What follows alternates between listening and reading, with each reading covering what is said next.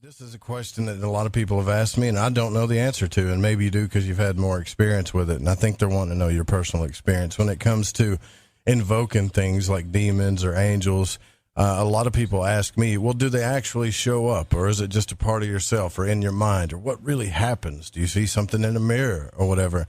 And what I tell them always, Thomas, is that everybody that's ever told me about this, and I've had quite a few magicians on the show and occultists, they all tell me different things. I wonder what your take is on it, or your experiences with that is. I think it's all those things.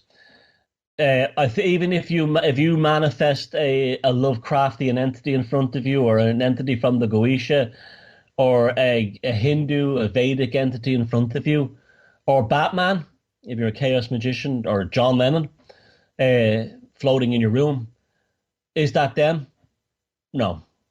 It's an avatar of an energy force and a consciousness being that's somehow connected to you, that's somehow disconnected from you, that may have something to do with our daemon, which Anthony Peake has written a fantastic book on and talks quite a lot about, that there's the idea of this, what the Greeks called the genius, the other part of ourselves, the other aspect of ourselves. It seems to be that almost building a resolving of what we expect. So if you want a Middle Eastern demon, you get a Middle Eastern demon. If you want a Lovecraftian demon, doesn't matter if it's fiction, the Necronomicon never existed, you'll still get them. You'll get Batman. You'll get whatever you want.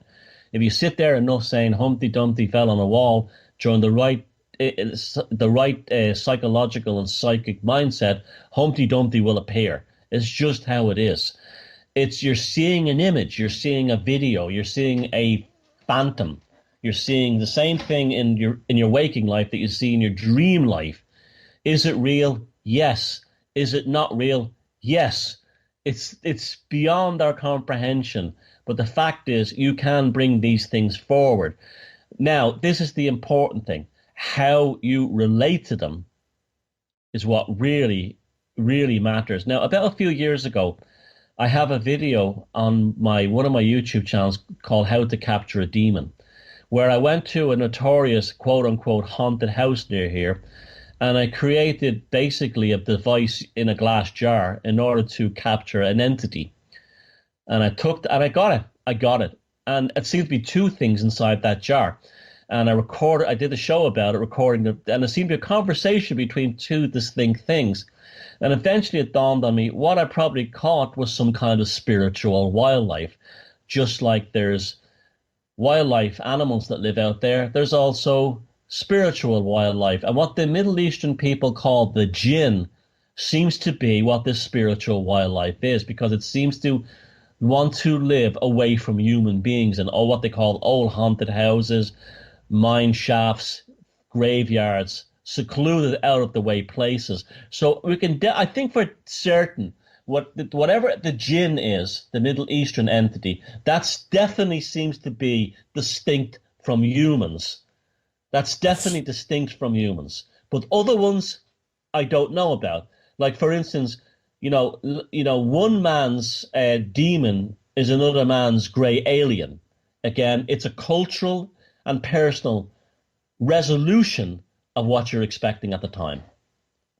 Yeah, you're so right about the Djinn, too. We've only had one person on the show talk to us about that, was Nineveh Shadrach, and he's kind of done a lot of exclusive work. And I don't know. I've never had any experiences with him, but he says the same thing. He says the Djinn do manifest things. They'll make the room hotter. They'll cause poltergeist activity to happen. They're something totally different. Yeah, fascinating stuff there. Yeah, that's a whole other thing. But the one entity I'm absolutely 100% sure of is distinct from us is definitely the Djinn.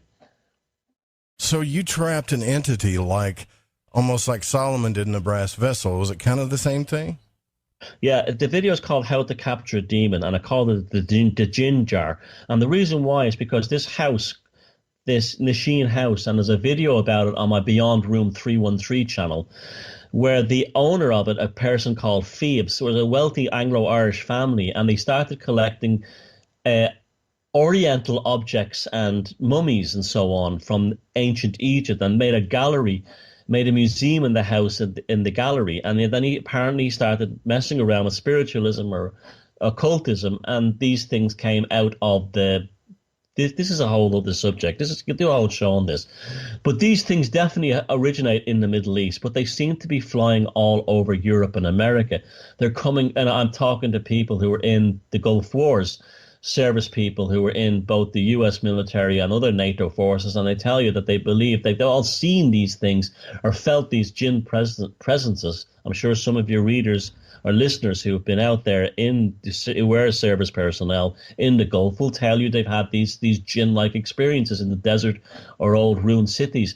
They seem to be coming into the West more and more through things, even in things like service equipment that's being brought back, even perhaps even possessing former service personnel who served in the Gulf Wars, and this is what Gulf War syndrome and the post-traumatic stress is really about. We don't know, but one thing is for sure: they are growing all over the world, or they're moving. I don't know how they replicate and they multiply, but there's always seems to be a combination of Westerners involved in either a military or an occultic situation involving objects and artifacts and locations from certain areas in the Middle East that seem to energize and bring them over to this part of the world.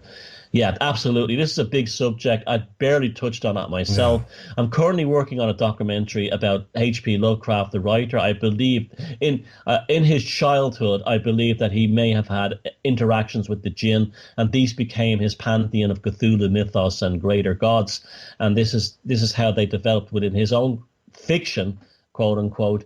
And yeah, this is a huge subject, but yeah, it's massive.